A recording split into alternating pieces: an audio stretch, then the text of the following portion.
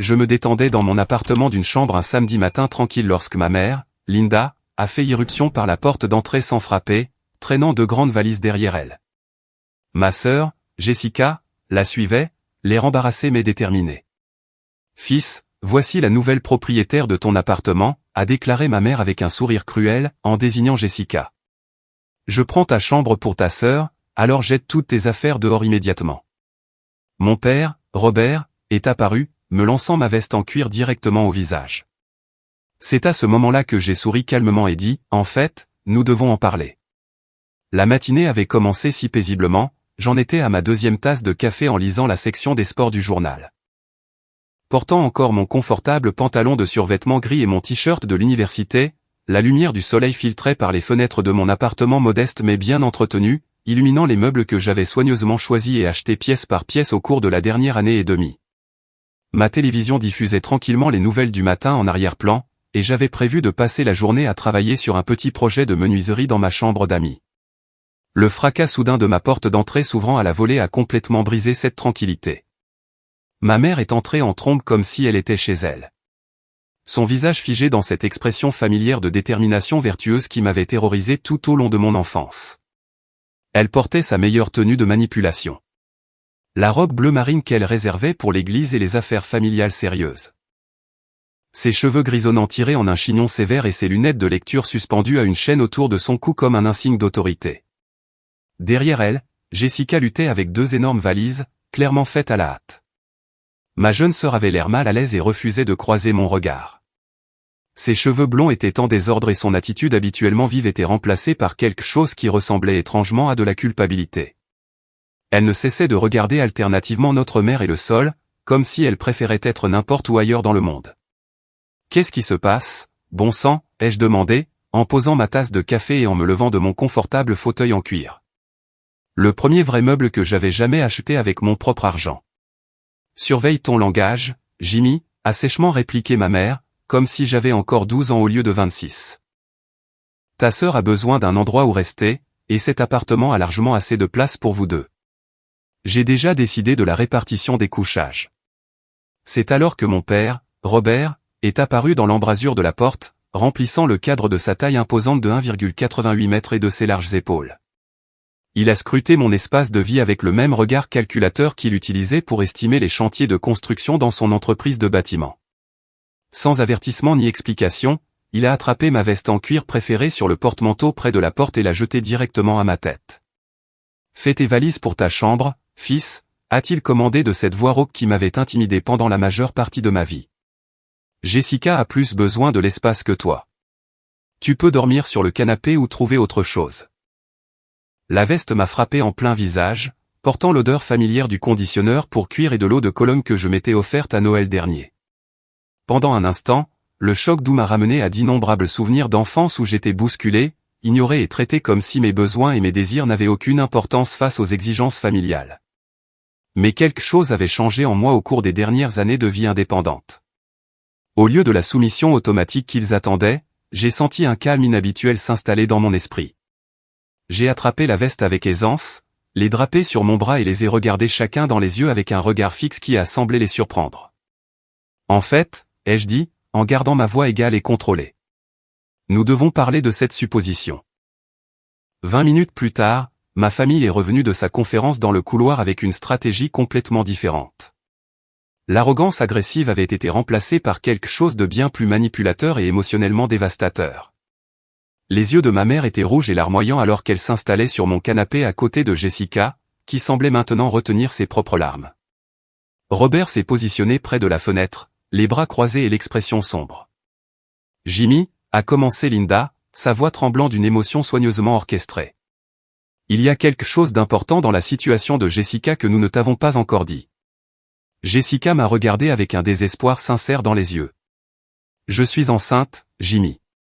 De 3 mois. » Les mots m'ont frappé comme un coup physique à la poitrine. Ma sœur n'avait que 23 ans, à peine sortie de l'université, et certainement pas en position d'élever un enfant. Je me suis enfoncé dans mon fauteuil, essayant de digérer cette nouvelle information. « Félicitations », ai-je dit faiblement, incertain de la réponse appropriée. « Ce n'est pas tout », a ajouté Robert d'un air sombre. « Elle a été expulsée de son appartement il y a 2 semaines. Elle dort dans sa voiture depuis. Linda a sorti un avis d'expulsion froissé de son sac à main et me l'a tendu. Le papier en tête officielle de Pin Valley Appartement montrait un dernier avis daté de 14 jours, exigeant que Jessica quitte les lieux immédiatement en raison de 3 mois de loyer impayé totalisant $4,200. J'ai perdu mon travail dans l'agence de marketing il y a 6 mois, a expliqué Jessica en larmes. J'ai essayé de trouver autre chose, mais avec les symptômes de la grossesse et tout le reste, c'était impossible. J'ai pris du retard sur le loyer et la société de gestion n'a pas voulu négocier un plan de paiement avec moi. Mon cœur s'est brisé pour elle alors qu'elle décrivait dormir dans sa voiture compacte sur divers parkings de la ville, utilisant les toilettes des restaurants rapides pour se laver et survivant avec des barres de céréales et du café de station-service. Elle porte notre petit enfant, Jimmy, a dit ma mère, sa voix lourde d'une culpabilité implicite. Ton neveu ou ta nièce va naître dans 5 mois et demi, et pour l'instant, ils n'ont même pas un toit au-dessus de leur tête. Robert s'est avancé, son ton devenant plus agressif. Et te voilà, vivant seul dans un grand appartement avec une chambre supplémentaire, à discuter d'actes de propriété et de paiements hypothécaires pendant que ta sœur enceinte dort dans une voiture.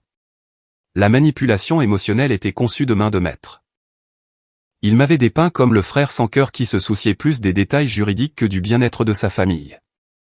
Chaque instinct décent en moi me criait de proposer immédiatement à Jessica la chambre, l'appartement, tout ce dont elle avait besoin. Depuis combien de temps êtes-vous au courant de ça, ai-je demandé. Nous avons appris l'expulsion il y a 3 jours, a répondu Linda. Jessica avait trop honte de nous dire qu'elle avait perdu son travail et pris du retard sur son loyer. Elle essayait de tout gérer toute seule. Jessica a essuyé ses yeux avec un mouchoir. Je sais que c'est une énorme imposition, Jimmy. Je n'ai jamais voulu accabler qui que ce soit avec mes problèmes.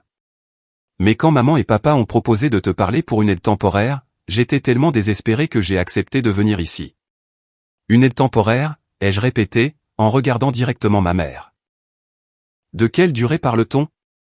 Juste jusqu'à ce qu'elle se remette sur pied, a dit Linda vaguement.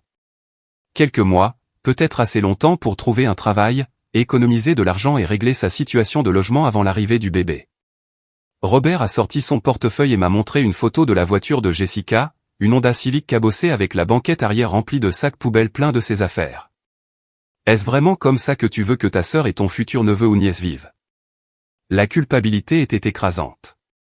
J'étais là, confortablement installé dans mon propre appartement, à discuter de propriété et de limites pendant que Jessica était confrontée au sans-abrisme pendant sa grossesse. Quel genre de frère étais-je? Quel genre de personne serais-je si je donnais la priorité au droit de propriété plutôt qu'au bien-être familial? Mais quelque chose dans leur présentation me dérangeait. Le timing semblait trop pratique, trop parfaitement orchestré pour maximiser l'impact émotionnel. Et l'histoire de Jessica contenait de petites incohérences qui ne collaient pas tout à fait. Jessica, ai-je dit doucement, quand tu dis que tu dors dans ta voiture depuis 2 semaines. Où te gares-tu exactement? Elle a hésité juste un instant de trop. À différents endroits.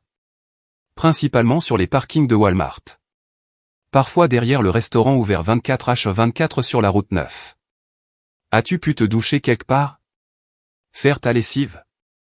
Une autre pause. La salle de sport où j'avais un abonnement me laisse utiliser les installations parfois. Et il y a une laverie sur la 5e rue qui a des toilettes. Et pour les repas? Manges-tu assez? As-tu une nutrition adéquate pour la grossesse? Jimmy, m'a interrompu sèchement ma mère. Qu'est-ce que c'est que cet interrogatoire? Ta sœur vient de te dire qu'elle est sans abri et enceinte, et tu la cuisines sur sa routine quotidienne. Mais j'ai insisté, mon instinct me disant que quelque chose clochait. Jessica, as-tu vu un médecin pour la grossesse? Prends-tu des vitamines prénatales? Bien sûr qu'elle en prend, a répondu Robert pour elle. Nous ne sommes pas des gens irresponsables, Jimmy. Quel médecin? Je veux m'assurer que tu reçois les soins appropriés. Jessica avait l'air mal à l'aise. Le docteur Martinez à la clinique pour femmes sur Central Avenue, mais j'ai manqué mon dernier rendez-vous parce que je ne pouvais pas payer le ticket modérateur. J'ai pris mentalement note de vérifier cette information plus tard. Et le père du bébé, où est-il dans tout ça? La question a provoqué une tension visible chez les 3 membres de la famille.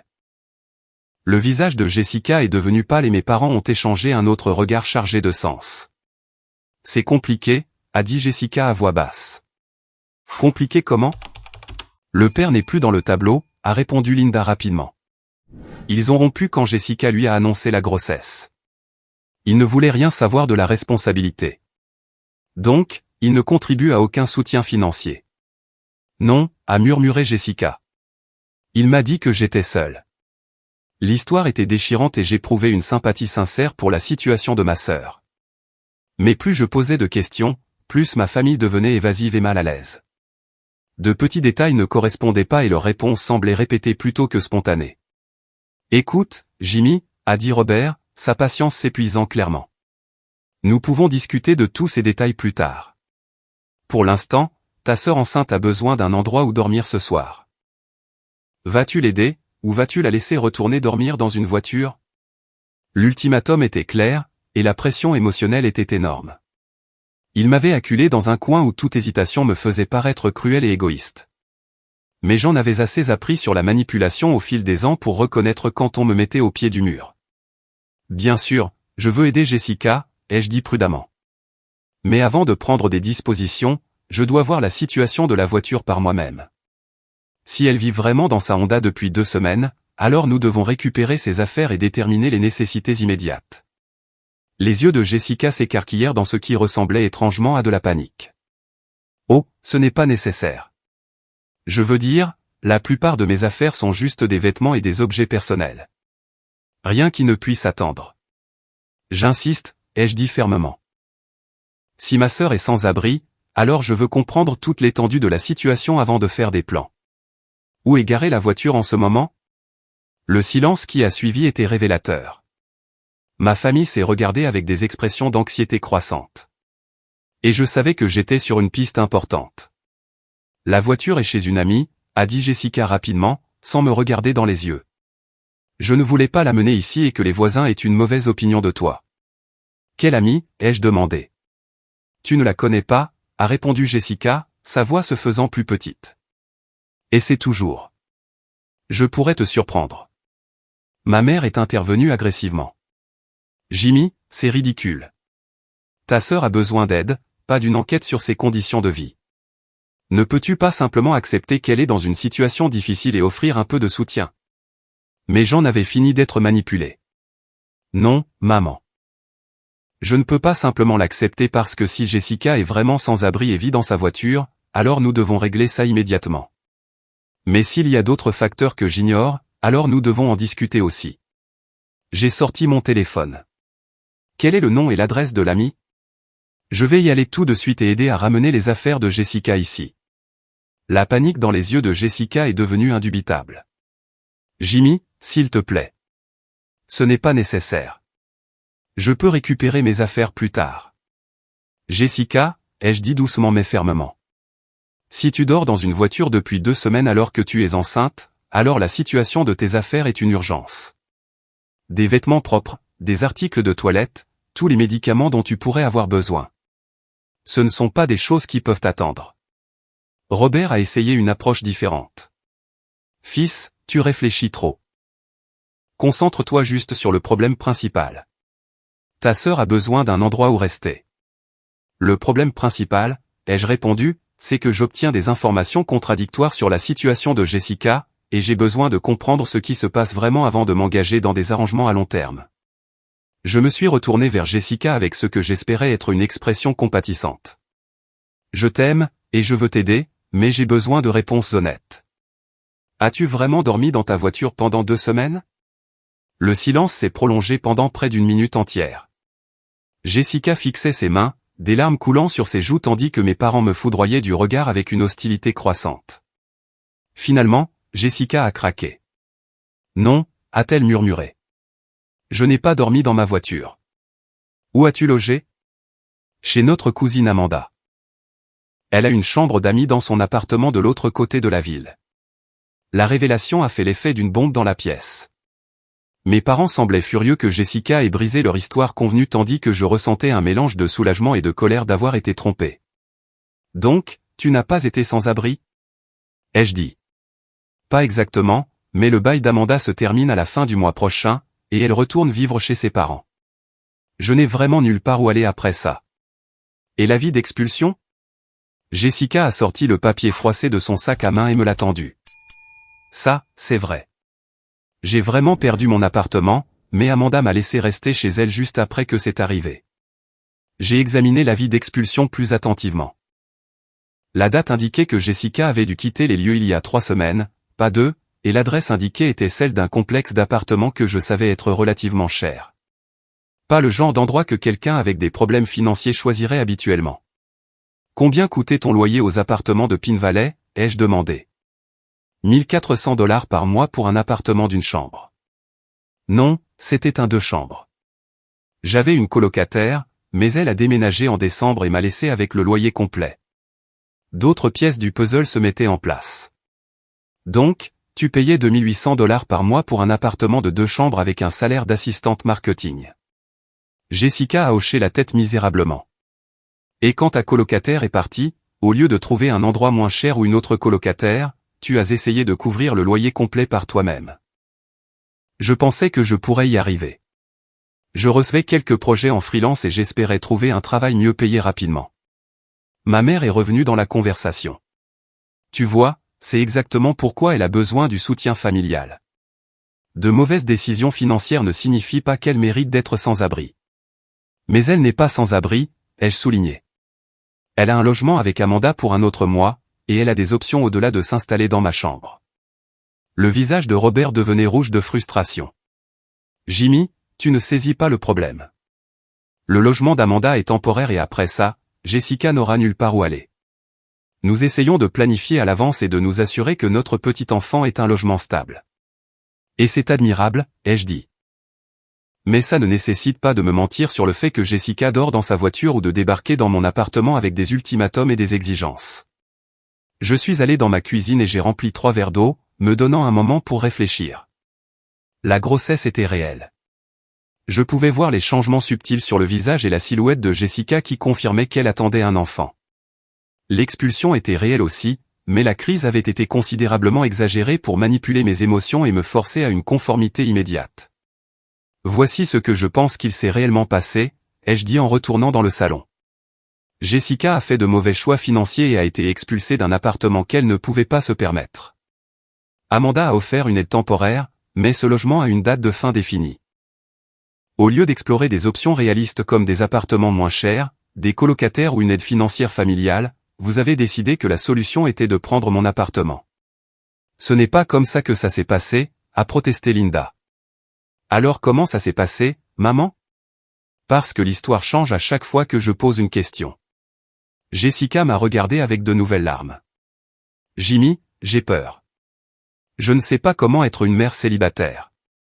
Je n'ai pas de travail et je n'ai pas beaucoup d'argent de côté. Quand maman et papa ont proposé de te parler pour que je puisse rester ici, ça semblait être la meilleure option pour tout le monde. Qu'est-ce que maman et papa t'ont dit exactement à propos de cet arrangement? Ils ont dit que tu avais mentionné avoir de l'espace supplémentaire et que ça ne te dérangerait pas d'aider la famille en cas de crise. J'ai regardé directement ma mère. Quand exactement ai-je mentionné ça? La posture défensive de Linda est devenue encore plus prononcée. C'était implicite, Jimmy. La famille est de la famille. J'ai supposé que tu voudrais faire ce qu'il fallait. Donc, tu ne m'as jamais réellement demandé si Jessica pouvait rester ici avant aujourd'hui. Nous demandons maintenant. Non, vous ne demandez pas. Vous avez annoncé que Jessica était la nouvelle propriétaire de mon appartement et avez exigé que je déplace mes affaires de ma chambre immédiatement. Ce n'est pas demander de l'aide. C'est faire des exigences. La conversation a été interrompue par le son du téléphone de Jessica vibrant avec des SMS. Elle a jeté un coup d'œil à l'écran et son visage est devenu pâle. Qui t'envoie des textos, ai-je demandé, remarquant sa détresse évidente. Personne d'important, a-t-elle dit rapidement, en fourrant le téléphone dans son sac à main. Mais j'avais aperçu le nom du contact sur son écran. Derek. Et à en juger par la réaction paniquée de Jessica, Derek n'était pas juste un contact sans importance. Jessica. Qui est Derek? La question a provoqué une tension immédiate chez les 3 membres de la famille. Mes parents ont échangé leurs regards maintenant familiers et chargés de sens, et Jessica avait l'air sur le point de pleurer à nouveau. Derek est compliqué, a-t-elle dit à voix basse. Est-ce que Derek est le père de ton bébé? Oui. Le père qui était censé ne rien vouloir savoir de la grossesse et t'a laissé tout gérer seul? Jessica a hoché la tête. Mais son langage corporel suggérait qu'il y avait beaucoup plus à l'histoire. Et Derek t'envoie des textos en ce moment. Il envoie des textos parfois. Ça ne veut rien dire. Je commençais à comprendre que cette crise familiale était bien plus complexe que quiconque ne voulait l'admettre. Les mensonges et les demi-vérités s'accumulaient et j'avais le soupçon grandissant que le rôle de Derek dans la situation de Jessica était bien plus important qu'il ne le laissait entendre. Je pense, ai-je dit prudemment, que nous devons avoir une conversation complètement honnête sur la situation de Jessica, y compris l'implication de Derek et ce qui motive réellement cette crise de logement. Robert s'est levé brusquement. Jimmy, tu transformes ça en interrogatoire alors que ta sœur a juste besoin d'une aide et d'un soutien de base. Papa, j'essaie de comprendre la situation réelle pour pouvoir fournir une aide appropriée, mais je ne peux pas prendre de décisions éclairées basées sur des mensonges et de la manipulation. Comme par hasard, la sonnette de mon appartement a retenti. Quelqu'un en bas demandait l'accès à l'immeuble. Attendons-nous quelqu'un d'autre pour cette réunion de famille, ai-je demandé. Les expressions coupables sur les visages de ma famille m'ont dit tout ce que j'avais besoin de savoir. C'est probablement Derek, a dit Jessica à voix basse, sa voix à peine plus qu'un murmure. Je lui ai envoyé un texto plus tôt pour lui dire que nous étions ici. J'ai regardé ma sœur avec incrédulité. Tu as invité le père de ton bébé dans mon appartement sans me le dire.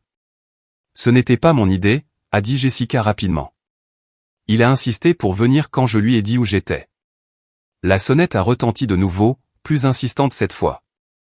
Je me suis dirigé vers mon interphone, mais avant que je puisse répondre, ma mère est intervenue. Jimmy, Derek veut faire partie de la solution, a dit Linda. Il est ici pour nous aider à régler la situation du logement. Le Derek qui a soi-disant abandonné Jessica quand il a appris la grossesse. Robert s'est raclé la gorge. La situation avec Derek est plus compliquée que ce que nous avons expliqué au départ. J'ai appuyé sur le bouton de l'interphone. Qui est-ce? Derek Miller, ici pour voir Jessica Thompson et sa famille. La voix était grave et portait une pointe d'agressivité qui m'a immédiatement mis sur mes gardes. Et vous êtes? Le petit ami de Jessica. Nous devons parler. J'ai regardé ma famille avec une colère grandissante. Donc Derek n'a pas abandonné Jessica quand elle est tombée enceinte. Il est toujours son petit ami. Et vous l'avez invité dans mon appartement pour cette embuscade. Ce n'est pas une embuscade, a protesté ma mère. Nous pensions juste que ce serait mieux si toutes les personnes impliquées pouvaient discuter de la situation ensemble. J'ai fait entrer Derek dans l'immeuble, mais j'étais furieux de la supercherie continue. Chaque chose que ma famille m'avait dite sur la situation de Jessica contenait des mensonges ou des omissions importantes.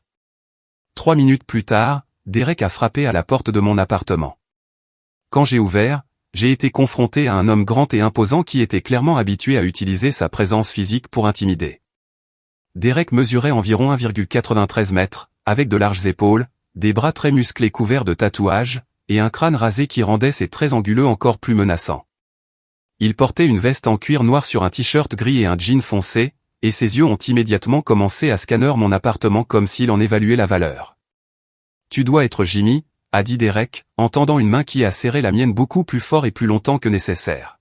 « J'ai beaucoup entendu parler de toi. » J'aimerais pouvoir en dire autant, ai-je répondu, en dégageant ma main de sa poignée inutilement ferme. Derek est entré dans mon appartement sans attendre d'invitation et s'est immédiatement positionné entre moi et le reste de ma famille. Son langage corporel était clairement conçu pour établir sa domination et son contrôle sur la conversation. « Bel endroit que tu as là », a dit Derek, ses yeux cataloguant mes meubles, mes appareils électroniques et ma décoration. « Jessica m'a dit que tu étais bien installé, mais c'est encore mieux que ce à quoi je m'attendais. » Qu'est-ce qui t'amène ici, Derek? Affaire de famille, a-t-il répondu avec un sourire qui n'atteignait pas ses yeux.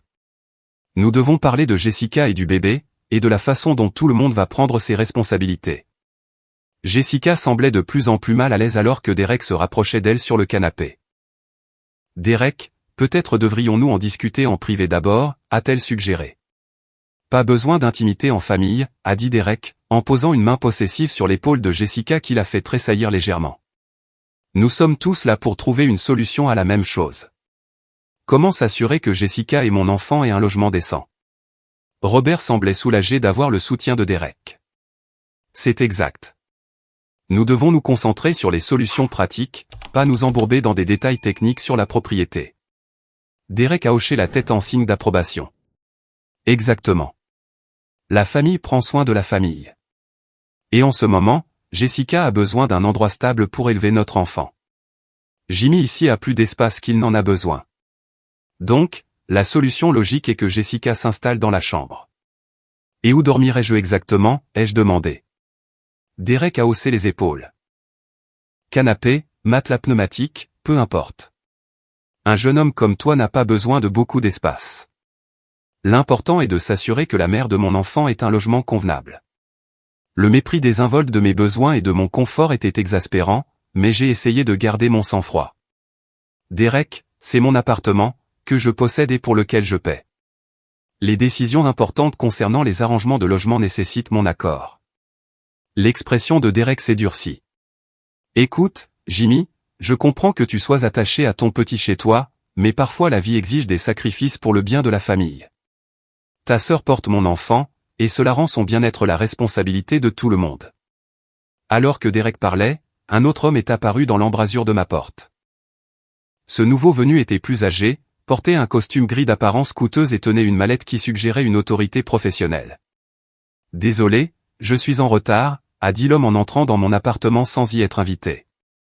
La circulation était infernale en ville. Derek a souri et a fait un geste vers le nouveau venu. « Jimmy, voici Harold Patterson, l'avocat de la famille. Il est ici pour t'expliquer tes obligations légales concernant la situation de logement de Jessica. » Harold a posé sa mallette sur ma table basse, déplaçant mes documents de propriété, et a sorti plusieurs papiers d'aspect officiel. « Monsieur Thompson, je crains qu'il y ait des problèmes juridiques concernant la situation de vie de votre sœur qui nécessitent une attention immédiate. » Quel genre de problème juridique, ai-je demandé, déjà méfiant de cette arrivée opportune. Harold a ajusté ses lunettes à monture métallique et a parlé d'un ton conçu pour paraître autoritaire. Selon les lois du Michigan sur l'abandon de famille, les frères et sœurs ont certaines obligations légales de fournir une aide au logement pour les parents enceintes confrontés au sans-abrisme. Le non-respect de cette obligation peut entraîner une responsabilité civile et, dans les cas extrêmes, des poursuites pénales. L'affirmation me semblait douteuse, mais Harold l'a présentée avec assez de jargon juridique et de confiance pour être intimidant. Il a étalé plusieurs documents sur ma table, pointant des sections de texte surlignées. Ces lois traitent spécifiquement des situations où un membre de la famille dispose d'un logement adéquat tandis qu'un autre est confronté à un risque de sans-abrisme pendant la grossesse. Les tribunaux voient d'un très mauvais œil les membres de la famille qui refusent une aide au logement raisonnable dans de telles circonstances. Derek s'est approché de moi, utilisant son avantage de taille pour créer une atmosphère physiquement menaçante. Tu vois, Jimmy, il ne s'agit plus seulement de loyauté familiale. Il s'agit d'exigences légales que tu ne peux pas ignorer. Et les sanctions pour violation de ces lois peuvent être assez sévères, a ajouté Harold. Dommages et intérêts, arrangement de logement ordonné par le tribunal, et responsabilité pénale potentielle pour mise en danger d'enfants si la femme enceinte est forcée de vivre dans des conditions dangereuses. Je me sentais acculé et intimidé par la combinaison de menaces juridiques et d'intimidation physique. Derek continuait de se positionner entre moi et la porte, tandis que la présentation juridique autoritaire de Harold me faisait douter de mes propres droits et connaissances. De plus, a poursuivi Harold, si mademoiselle Thompson devait intenter une action en justice pour abandon de famille, le tribunal pourrait potentiellement ordonner le transfert d'actifs immobiliers pour assurer un logement adéquat à la mère et à l'enfant. Transfert d'actifs immobiliers, ai-je répété. Dans les cas extrêmes, oui. Le tribunal a un large pouvoir discrétionnaire pour protéger les femmes enceintes et les enfants de l'abandon familial, y compris en ordonnant aux membres de la famille financièrement plus stables de fournir un logement ou une compensation. Derek s'est approché encore plus de moi, assez près pour que je puisse sentir son eau de Cologne et sa présence intimidante. Jimmy, nous n'essayons pas d'être déraisonnables ici. Nous essayons juste de nous assurer que Jessica et mon enfant aient ce dont ils ont besoin. Mais si tu nous forces à passer par la voie légale, les choses pourraient devenir beaucoup plus compliquées pour toi. Beaucoup plus compliquées, a convenu Harold. Rien que les frais de justice pourraient s'élever à des dizaines de milliers de dollars, et c'est avant de considérer les dommages-intérêts potentiels et les arrangements de logement ordonnés par le tribunal. Jessica semblait sincèrement affligée par la tension croissante. Derek, peut-être devrions-nous donner à Jimmy un peu de temps pour y réfléchir, a-t-elle suggéré faiblement. du temps pour réfléchir à quoi, a sèchement répliqué Derek. Sa sœur enceinte a besoin d'un logement, et il a un logement. Ce n'est pas compliqué. Derek s'est positionné directement en face de moi, son corps musclé bloquant mon chemin vers la porte. Jimmy, j'essaie d'être raisonnable, mais j'ai besoin de savoir que ma petite amie et mon enfant vont être pris en charge. Si tu ne peux pas te montrer à la hauteur et faire ce qu'il faut en tant que son frère, alors peut-être que je devrais jouer un rôle plus actif dans la protection de leurs intérêts. La menace était claire, et le positionnement physique de Derek ne laissait aucun doute sur le fait qu'il était prêt à utiliser l'intimidation pour obtenir ce qu'il voulait. Je me sentais piégé dans mon propre appartement, entouré de gens qui utilisaient la manipulation juridique et des menaces voilées pour me forcer à obéir. Qu'est-ce que tu dis exactement, Derek ? Je dis que le bien-être de Jessica est ma priorité absolue, et je ferai tout ce qu'il faut pour m'assurer qu'elle ait un logement convenable pendant sa grossesse. J'espère que nous pourrons régler ça en famille, mais sinon, nous explorons d'autres options. Harold a hoché la tête gravement. Le système juridique offre plusieurs mécanismes pour protéger les femmes enceintes de l'abandon familial. Nous préférerions résoudre cela à l'amiable, mais nous sommes prêts à poursuivre tous les recours disponibles si nécessaire. Alors que Derek se penchait plus près pour souligner son point, sa veste s'est légèrement ouverte et j'ai aperçu ce qui ressemblait étrangement à une arme dans un étui sous son bras. La vue m'a glacé le sang et a rendu le niveau de menace de cette rencontre parfaitement clair. Alors, qu'est-ce que ce sera, Jimmy ? A demandé Derek, son visage à quelques centimètres du mien. Vas-tu faire ce qu'il faut pour ta sœur, ou devons-nous trouver d'autres moyens de résoudre cette situation ?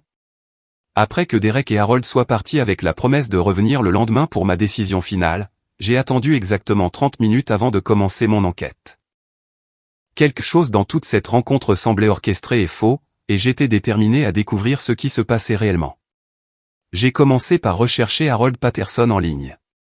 Une simple recherche Google a révélé que s'il existait bien un avocat nommé Harold Patterson exerçant dans le Michigan, sa spécialité était le droit fiscal et son cabinet était situé à plus de 320 km à Détroit. Plus important encore, l'homme qui avait été dans mon appartement ne ressemblait en rien au portrait professionnel sur le site web du cabinet du véritable Harold Patterson. Ensuite, j'ai cherché des informations sur les lois du Michigan relatives à l'abandon de famille. Après avoir consulté plusieurs bases de données juridiques et sites web de loi de l'État, j'ai confirmé ce que je soupçonnais. Aucune loi de ce type n'existait qui pourrait forcer un frère ou une sœur à fournir un logement ou à faire face à des poursuites pénales. Toute la menace juridique avait été complètement fabriquée.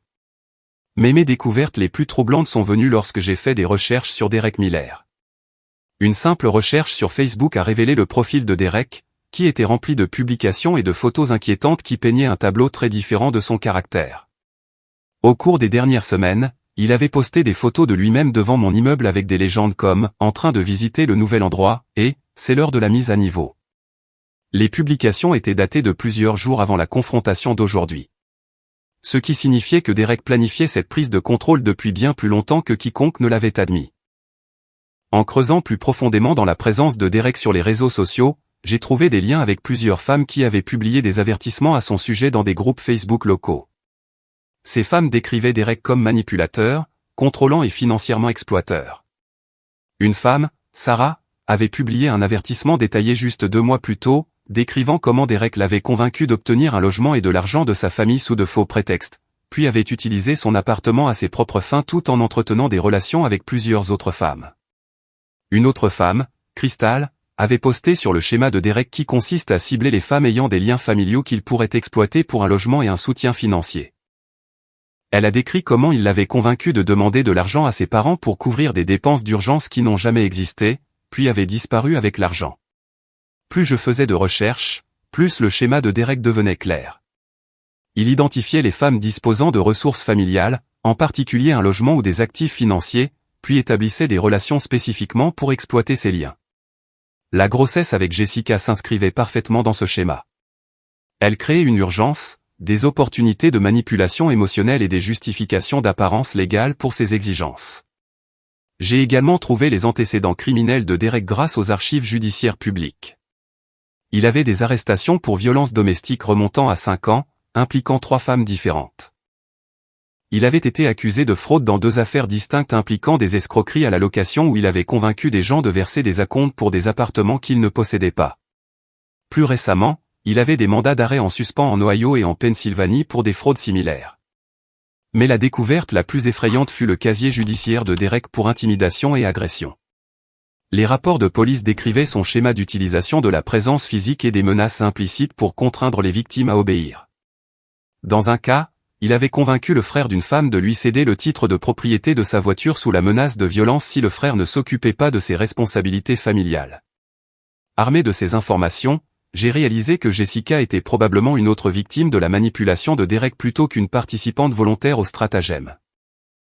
La chronologie de leur relation coïncidait avec sa perte d'emploi et ses problèmes financiers, ce qui suggérait que Derek l'avait ciblée pendant une période de vulnérabilité.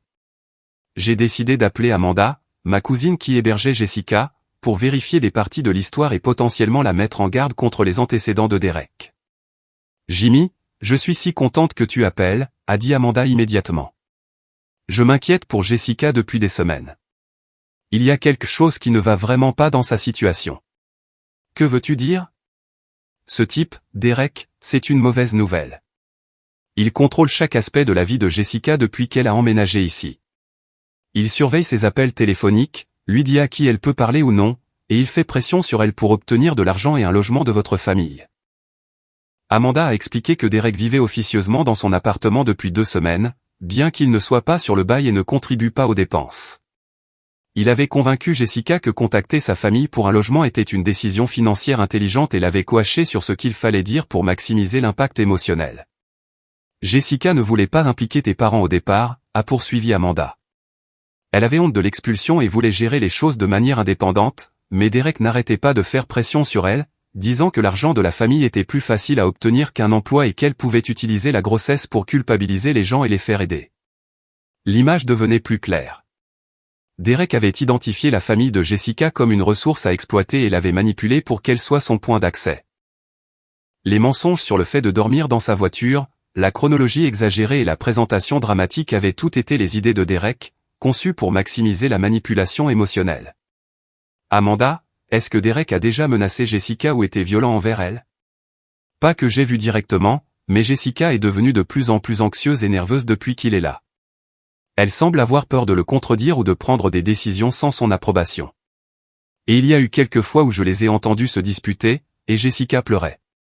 J'ai réalisé que Jessica subissait probablement des violences domestiques et de la coercition, ce qui expliquait sa conformité au stratagème de Derek, même lorsqu'elle semblait mal à l'aise avec la tromperie. Encore une chose, Jimmy, a ajouté Amanda. Derek se vante auprès des gens de son plan pour prendre ton appartement. Il dit aux gens qu'il a trouvé un moyen d'obtenir un logement gratuit en manipulant la famille de Jessica et montre des photos de ton appartement comme s'il lui appartenait déjà. Cela confirmait mes soupçons que Derek planifiait cette prise de contrôle depuis des semaines et avait spécifiquement ciblé les actifs de ma famille par le biais de sa relation avec Jessica. J'ai passé le reste de la soirée à documenter tout ce que j'avais appris et à élaborer un plan pour exposer la manipulation de Derek tout en protégeant Jessica de ses représailles. J'ai également fait des recherches sur les ressources en matière de violence domestique et les options légales pour faire face aux antécédents criminels et au mandat d'arrêt en suspens de Derek. La prise de conscience la plus importante était qu'il ne s'agissait pas seulement de protéger mon appartement. Il s'agissait de protéger ma sœur d'un criminel abusif et manipulateur qui utilisait sa grossesse pour exploiter toute notre famille. Le schéma de Derek consistant à cibler les femmes vulnérables et les ressources de leur famille faisait de lui une menace réelle pour la sécurité et le bien-être de Jessica. J'ai décidé de contacter le service de police le lendemain matin pour signaler les mandats d'arrêt en suspens de Derek et discuter de son schéma de fraude et d'intimidation. J'ai également prévu d'organiser une rencontre avec Jessica loin de l'influence de Derek pour lui montrer les preuves de ses antécédents criminels et lui offrir un véritable soutien pour échapper à la relation en toute sécurité. Mais d'abord, je devais documenter les menaces et le harcèlement de Derek lors de la rencontre d'aujourd'hui. J'ai pris des notes détaillées sur ses tactiques d'intimidation, les affirmations juridiques frauduleuses du faux avocat et les menaces de violence implicites de Derek. Cette documentation serait cruciale pour toute action en justice et pour protéger à la fois Jessica et moi-même de la manipulation croissante de Derek. La situation était bien plus grave qu'un simple différend de logement familial. Derek était un criminel de carrière spécialisé dans l'exploitation des familles par le biais de relations manipulées, et il avait identifié mon appartement et les actifs de ma famille comme sa prochaine cible. L'arrêté nécessiterait une planification minutieuse et une aide professionnelle, mais j'étais déterminé à protéger Jessica et à exposer le stratagème de Derek avant qu'il ne puisse causer plus de tort. Le lendemain matin, j'ai contacté la détective Lisa Rodriguez du service de police local pour discuter des mandats d'arrêt en suspens et des antécédents criminels de Derek. Après avoir examiné les preuves que j'avais rassemblées, elle a confirmé que Derek était recherché dans plusieurs juridictions et a accepté de participer à son arrestation. Monsieur Thompson, sur la base des mandats et du schéma de comportement que vous avez décrit, Derek Miller représente une menace réelle pour la sécurité de votre sœur, a expliqué la détective Rodriguez. Nous pouvons coordonner son arrestation, mais nous devrons assurer la sécurité de Jessica et obtenir sa coopération en tant que témoin potentiel. Nous avons élaboré un plan pour organiser une réunion de famille dans mon appartement où Derek serait présent, permettant à la police d'exécuter les mandats d'arrêt tout en recueillant des preuves de ses stratagèmes de fraude et d'intimidation. La détective Rodriguez positionnerait des officiers à proximité pour intervenir lorsque Derek deviendrait inévitablement agressif. J'ai également appelé ma cousine Amanda et la meilleure amie de Jessica, Rachel, leur demandant d'assister à la réunion en tant que témoins de soutien qui se souciaient sincèrement du bien-être de Jessica. Les deux femmes ont accepté de participer et d'aider Jessica à comprendre la réalité de la manipulation de Derek. Jimmy, je suis tellement soulagée que tu fasses quelque chose, a dit Rachel. Jessica était si indépendante et confiante, mais elle a complètement changé depuis que Derek est entré dans sa vie.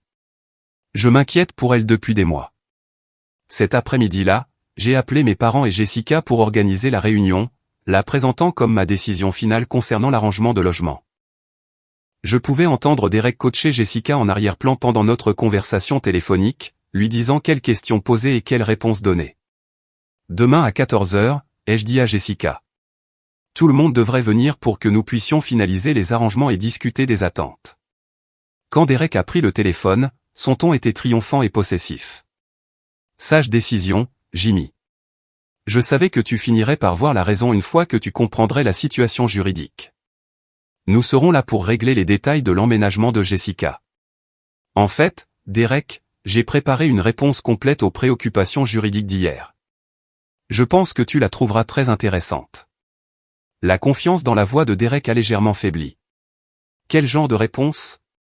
Tu verras demain. Assure-toi juste que Harold vienne aussi. J'ai quelques questions sur ces lois du Michigan qu'il a mentionnées. Le lendemain, Derek et Jessica sont arrivés à mon appartement pile à l'heure.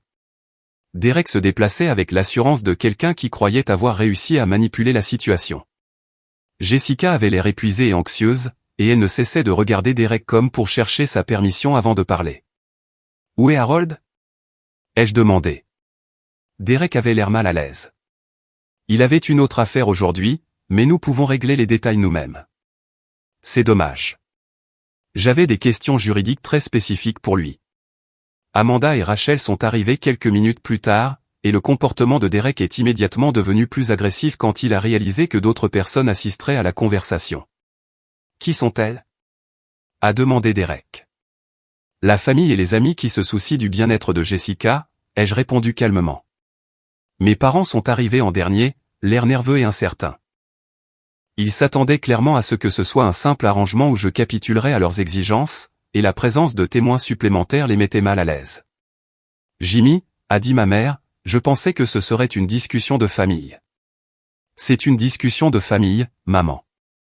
Amanda est de la famille et Rachel est la meilleure amie de Jessica. Tout le monde ici se soucie de ce qui est le mieux pour Jessica et le bébé. Derek s'est positionné entre Jessica et les autres femmes, un geste qui n'est pas passé inaperçu pour Amanda et Rachel. Son langage corporel était clairement conçu pour contrôler les interactions et les réponses de Jessica. Allons droit au but, a dit Derek agressivement. Jimmy a accepté de laisser Jessica s'installer dans la chambre, donc nous devons juste régler la logistique. En fait, Derek, je n'ai rien accepté. J'ai dit que j'avais une réponse complète à vos préoccupations juridiques, et je pense que vous la trouverez très éclairante. Je me suis dirigé vers mon bureau et j'ai sorti un dossier épais contenant toutes mes recherches de la veille. Commençons par votre expert juridique, Harold Patterson. J'ai montré à Derek une impression du site web du cabinet du vrai Harold Patterson, y compris des photos professionnelles qui montraient clairement une personne différente de l'homme qui avait été dans mon appartement. Voici le vrai Harold Patterson, avocat fiscaliste de Détroit. L'homme que vous avez amené ici hier était un imposteur présentant des revendications juridiques frauduleuses. L'expression confiante de Derek a commencé à se fissurer. Ça ne change rien aux exigences légales concernant les obligations de logement familial. En fait, si, parce qu'il n'y a pas de telles exigences légales. J'ai sorti des copies des lois de l'État du Michigan et des recherches juridiques. J'ai passé plusieurs heures hier à rechercher chaque loi sur la famille au Michigan, et aucune d'entre elles n'exige des frères et sœurs de fournir un logement ou de faire face à des poursuites pénales. Jessica avait l'air confuse et inquiète. Derek, tu as dit que les problèmes juridiques étaient réels. Ils sont réels, a insisté Derek, mais sa voix manquait de conviction. Alors explique ça, ai-je dit, en sortant mon téléphone et en montrant les publications de Derek sur les réseaux sociaux. Ce sont des photos que tu as postées sur Facebook il y a 5 jours, te montrant devant mon immeuble avec des légendes sur la visite du nouvel endroit et l'heure de la mise à niveau. Tu planifiais cette prise de contrôle avant même que Jessica ne contacte notre famille. La pièce est devenue silencieuse alors que tout le monde absorbait les implications.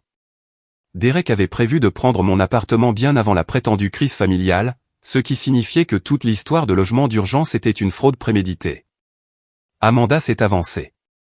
Jessica, Derek vit dans mon appartement depuis 2 semaines sans être sur le bail, et il fait pression sur toi pour que tu contactes ta famille pour de l'argent et un logement depuis qu'il a emménagé. Rachel a ajouté, Jessica, tu dois savoir que plusieurs femmes en ville ont publié des avertissements sur Derek en ligne. Il a un schéma de manipulation des femmes pour obtenir un logement et de l'argent de leur famille. Le calme apparent de Derek a complètement disparu. Vous ne savez pas de quoi vous parlez. A-t-il grondé à Rachel. C'est une affaire de famille qui ne vous concerne pas. La sécurité de Jessica nous concerne tous, a répondu fermement Rachel. J'ai sorti la preuve la plus accablante, les antécédents criminels et les mandats d'arrêt en suspens de Derek. Derek, tu as des arrestations pour violences domestiques impliquant 3 femmes différentes. Tu as des accusations de fraude dans 2 États pour des escroqueries à la location. Et tu as actuellement des mandats d'arrêt en suspens en Ohio et en Pennsylvanie. Le visage de Derek est devenu blanc, puis rouge de rage. Tu n'as pas le droit d'enquêter sur mon passé, a-t-il crié. J'ai tout à fait le droit de rechercher les antécédents criminels de quelqu'un qui me menace dans ma propre maison, ai-je répondu. Jessica avait l'air horrifiée en traitant cette information. Derek, est-ce que c'est vrai? As-tu vraiment des arrestations pour violences domestiques? Ces femmes mentaient, a dit Derek désespérément. Elles essayaient de se venger de moi pour avoir mis fin à nos relations. 3 femmes différentes dans 3 villes différentes, toutes mentant sur la même chose, a demandé Amanda, sceptique. Derek a réalisé que sa manipulation s'effondrait et est devenue de plus en plus agitée.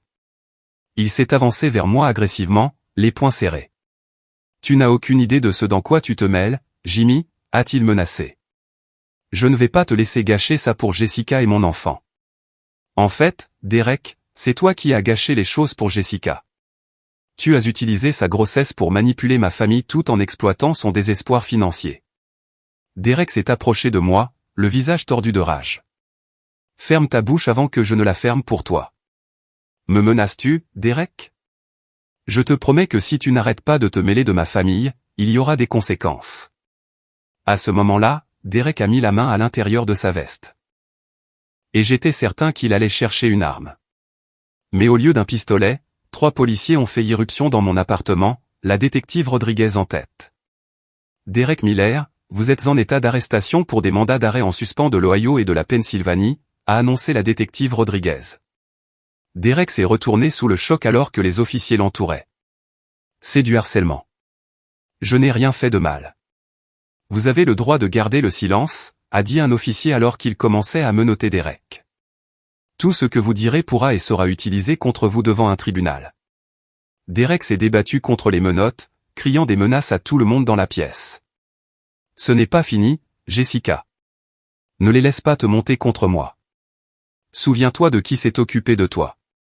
Mais Jessica pleurait de ce qui ressemblait à du soulagement plutôt qu'à de la détresse. Je suis tellement désolé, Jimmy, a-t-elle murmuré. Je ne connaissais pas ses antécédents criminels. Je pensais qu'il m'aimait vraiment. Alors que la police emmenait Derek menotté, il continuait de crier des menaces et des accusations. Tu n'as aucune idée de ce que tu as fait, Jimmy. Quand je sortirai, je m'en souviendrai. La détective Rodriguez est restée pour prendre les dépositions de toutes les personnes présentes et recueillir des preuves des stratagèmes de fraude et d'intimidation de Derek. Mademoiselle Thompson, nous aurons besoin de votre coopération en tant que témoin de la manipulation de Derek et de toutes les menaces ou comportements de contrôle que vous avez subis. pourra-t-il sortir de prison et me poursuivre, a demandé Jessica avec crainte. Avec plusieurs mandats d'arrêt en suspens et les preuves d'activité criminelle en cours, Derek restera probablement en détention pendant un certain temps, l'a rassuré la détective Rodriguez. Et nous pouvons vous aider à obtenir une ordonnance restrictive pour une protection supplémentaire. Le soulagement dans la pièce était palpable alors que tout le monde réalisait que la menace était passée et que Jessica était à l'abri de la manipulation de Derek. Dans les jours qui ont suivi l'arrestation de Derek, la vérité sur la situation de Jessica est devenue beaucoup plus claire. Sans la manipulation et le contrôle de Derek, elle a enfin pu parler honnêtement de ce qui se passait dans sa vie. « Jimmy, j'ai tellement honte de la façon dont je me suis laissé utiliser », a dit Jessica lors d'une conversation privée dans mon appartement 3 jours plus tard. Derek m'a convaincu que contacter la famille pour un logement était une planification financière intelligente, pas de la manipulation. Il a tout fait paraître raisonnable alors que j'étais effrayé et désespéré. Elle a expliqué comment Derek l'avait progressivement isolé de ses amis et des membres de sa famille qui auraient pu remettre en question son influence. Il l'avait convaincu que les gens qui le critiquaient étaient jaloux ou ne comprenaient pas leur relation. La grossesse l'avait rendue encore plus vulnérable et dépendante de son soutien. Quand j'ai perdu mon travail et que j'ai été expulsé, Derek est apparu comme un chevalier servant, offrant de l'aide et des solutions, a poursuivi Jessica. Mais avec le recul, je réalise qu'il a orchestré une grande partie de la pression financière qui m'a rendu désespéré en premier lieu. Avec l'arrestation de Derek, Jessica était enfin libre de prendre des décisions concernant sa grossesse et son avenir sans son influence coercitive. Elle a choisi de retourner temporairement dans l'appartement d'Amanda tout en travaillant avec une conseillère spécialisée dans la guérison des violences domestiques. Mes parents ont été dévastés quand ils ont compris à quel point Derek avait manipulé toute la famille. « Jimmy, nous te devons de sincères excuses », a dit mon père lors d'une réunion de famille la semaine suivante. Nous nous sommes laissés prendre par le récit d'urgence de Derek et avons oublié de respecter tes limites et ton indépendance. Linda était particulièrement émue en réalisant comment Derek avait exploité leur désespoir d'aider Jessica. J'étais tellement inquiète pour le bébé et la sécurité de Jessica que je n'ai pas réfléchi de manière critique aux solutions présentées. Je voulais juste résoudre la crise le plus rapidement possible. Grâce à des séances de conseil familial, nous avons appris les tactiques de manipulation que Derek avait utilisées et comment les familles peuvent se protéger d'une exploitation similaire à l'avenir. Le conseiller nous a aidés à comprendre que Derek avait spécifiquement ciblé notre dynamique familiale et nos ressources financières par le biais de sa relation avec Jessica.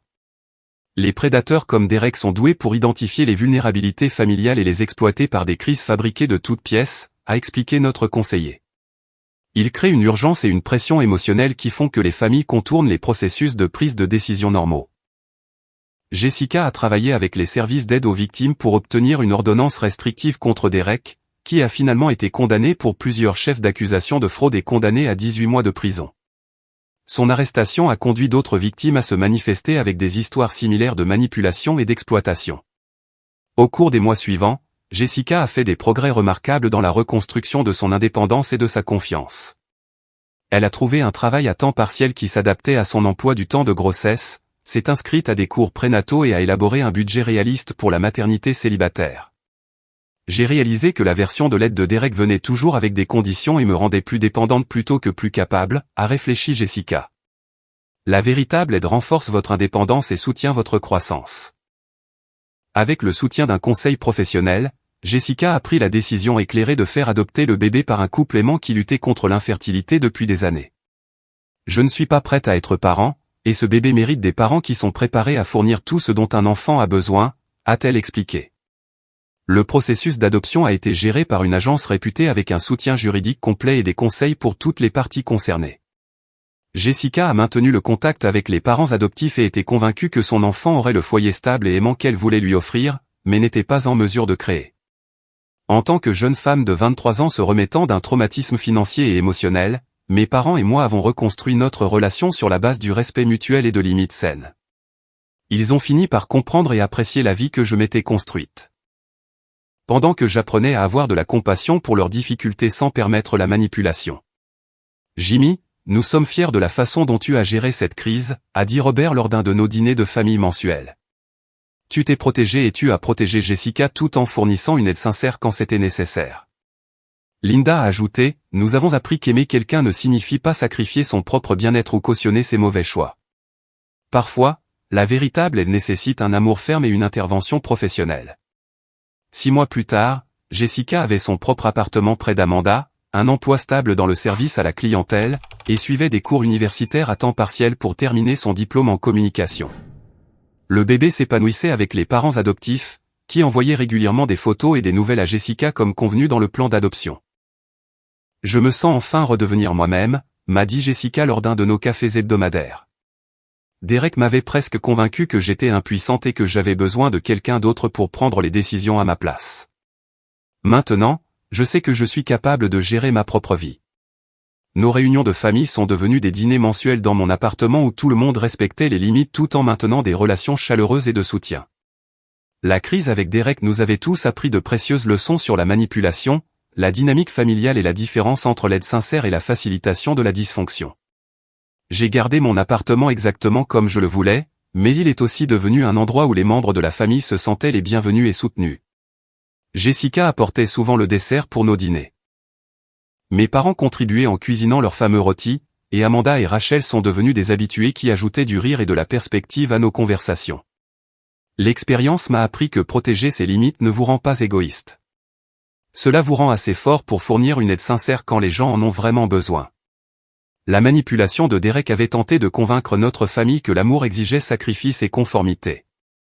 Mais nous avons appris que le véritable amour respecte l'indépendance et soutient la croissance.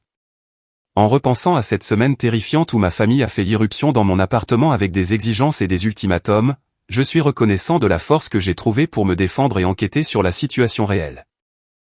Si j'avais capitulé face à la manipulation émotionnelle, Derek aurait réussi à exploiter toute notre famille tandis que Jessica serait restée piégée dans une relation abusive. Parfois, la chose la plus aimante que vous puissiez faire pour les membres de votre famille est de refuser de cautionner leur choix destructeur tout en offrant un soutien sincère pour des alternatives saines. Jessica avait besoin de protection contre la manipulation de Derek, pas d'un accommodement pour ses stratagèmes.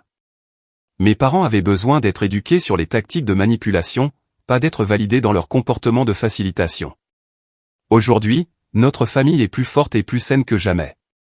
Nous communiquons ouvertement, respectons les limites de chacun et fournissons un soutien qui renforce l'indépendance plutôt que de créer la dépendance. Jessica s'épanouit en tant que jeune femme confiante et capable qui a fait des choix difficiles mais responsables pour son avenir. Le bébé qu'elle a fait adopter a des parents aimants qui envoient des nouvelles régulières montrant un enfant heureux et en bonne santé grandissant dans un foyer stable. L'appartement que Derek a tenté de me voler reste mon sanctuaire et un lieu de rassemblement pour une famille qui comprend désormais la valeur du respect mutuel et des limites saines. Chaque mois, lorsque nous nous réunissons pour dîner, je me souviens que protéger ce pourquoi vous avez travaillé n'est pas égoïste. C'est la base qui vous permet d'aider sincèrement les autres lorsqu'ils ont vraiment besoin de soutien. Avez-vous déjà dû tenir tête à des membres de votre famille qui ont tenté de vous manipuler pendant une crise ? Comment avez-vous réussi à vous protéger tout en offrant une aide sincère aux personnes que vous aimez ? J'adorerais lire vos réflexions et expériences dans les commentaires ci-dessous. Aimez cette histoire si elle vous a plu. Abonnez-vous pour plus d'histoires sur la dynamique familiale et la croissance personnelle, et partagez-la avec toute personne qui pourrait bénéficier de la compréhension des tactiques de manipulation et de l'établissement de limites saines. Merci d'avoir écouté mon histoire et rappelez-vous que parfois, la chose la plus aimante que vous puissiez faire est de refuser de cautionner un comportement destructeur tout en offrant un soutien sincère pour un changement positif.